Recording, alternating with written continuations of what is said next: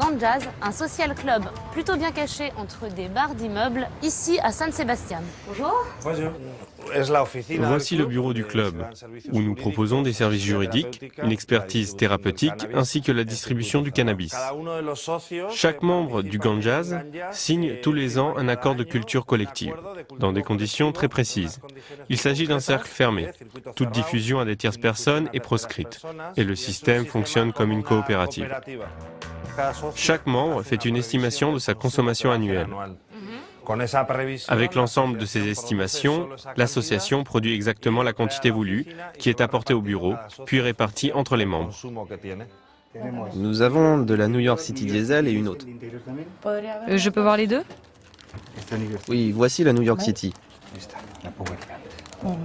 Je vais prendre celle-là, d'accord? Pourquoi avez-vous choisi d'être membre et non pas d'acheter du cannabis à l'extérieur? Je me sens beaucoup plus en sécurité ici. En plus, je sais exactement ce que j'achète, comment le produit est traité, et je ne suis pas obligée de me fournir à l'extérieur. Je ne risque rien au niveau légal.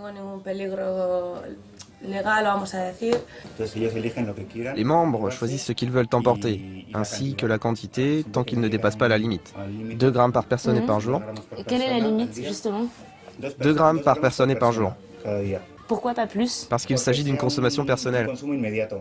Un membre qui consomme 1 gramme par jour verse une cotisation mensuelle d'environ 75 €. Donc ça fait à peu près 3 € le gramme. Oui, c'est à peu près la moyenne. Il s'agit d'un prix relativement plus abordable que ceux du marché noir. C'est à peu près 3 fois moins cher que le marché noir?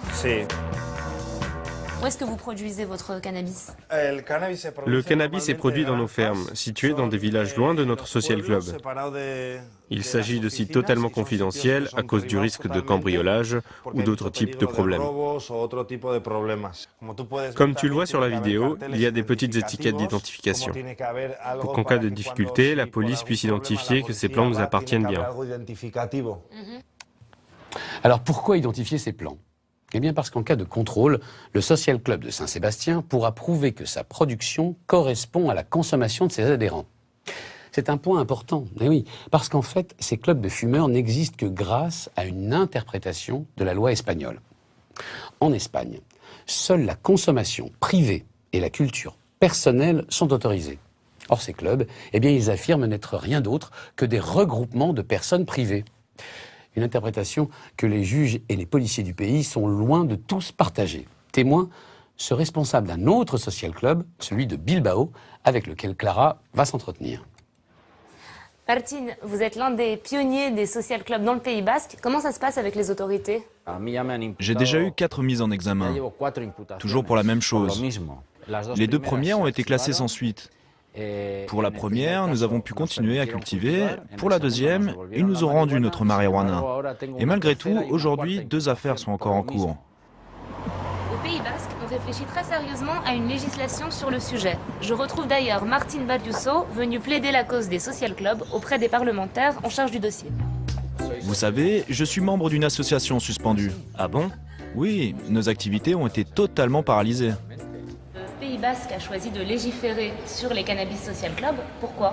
On ne peut pas laisser un groupe de personnes agir ainsi sans cadre légal.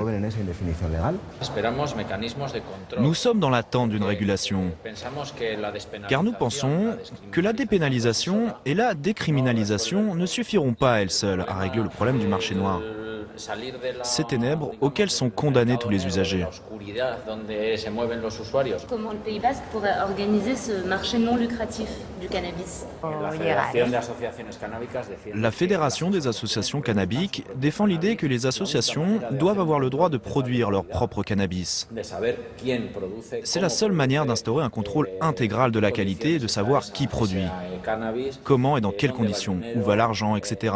Sinon, c'est la porte ouverte à la corruption. Je suis assez d'accord avec ce que tu dis, bien que ce ne soit pas la position de mon parti. Et quelle est la position du Parti populaire? Je crois qu'elle est la même que celle des autres partis politiques. Aucune. En Espagne, les cannabis social clubs font un véritable carton. Il y en aurait plus de 200 dans tout le pays. Ce modèle a d'ailleurs été présenté à la Commission européenne et pourrait bien couper l'herbe sous le pied à ceux qui pensent qu'il n'y a pas d'alternative entre prohibition et libéralisation totale. En galère, au galop, prennent l'air, ils prennent l'eau, pirates